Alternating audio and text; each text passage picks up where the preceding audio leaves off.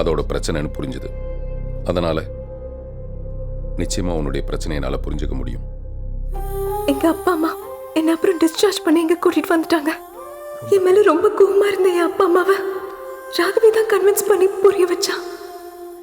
உங்களை இந்த நிலைமைக்கு ஆளாக்குன அந்த கிளப்பை போலீஸ்ல கம்ப்ளைண்ட் பண்ணி க்ளோஸ் பண்ணாம விட மாட்டேன். அதுதான் அவ பேசின கடைசி வார்த்தை. என் ஃப்ரெண்ட்ஸ் செத்துட்டாங்க, ராகவிய கொன்னுட்டாங்க. ஆனா அவங்க கிளப்பை நடத்திட்டு தானே இருக்காங்க, சம்பாதிச்சுட்டு தானே இருக்காங்க. வெளி உலகத்துக்கு தெரியாத இந்த போதையால ஒரு தலைமுறையே அழிய போகுது. ஆனா உங்களால ஒண்ணுமே பண்ண முடியல. அது அவளுக்கு தெரியல. பைத்தியக்காரி, நீங்க தடுத்துருவீங்கன்னு அவன் நம்பினா. ஆனா அவங்க உங்களை விட, உங்க போலீஸை விட ரொம்ப பலசாலிங்க. உங்களால ஒண்ணும் பண்ண முடியாது. தயவு செஞ்சு இங்க போங்க. சார் இதுக்கு தான் சார் நாங்கள் யாரையுமே உள்ள விடல.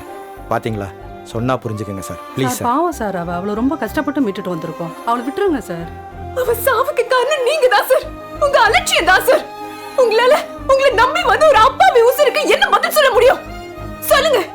சும்மா கேட்க வந்துட்டீங்க. கதிர்வேலன் கிட்ட போவ கண்டிப்பா அவர் இதை தடுப்பாருன்னு சொன்னா. ஆனா அழியாம அவளை கொன்னுட்டீங்க. இது எல்லாத்துக்கும் நீங்க தான் காரணம். நீங்க தான் காரணம்.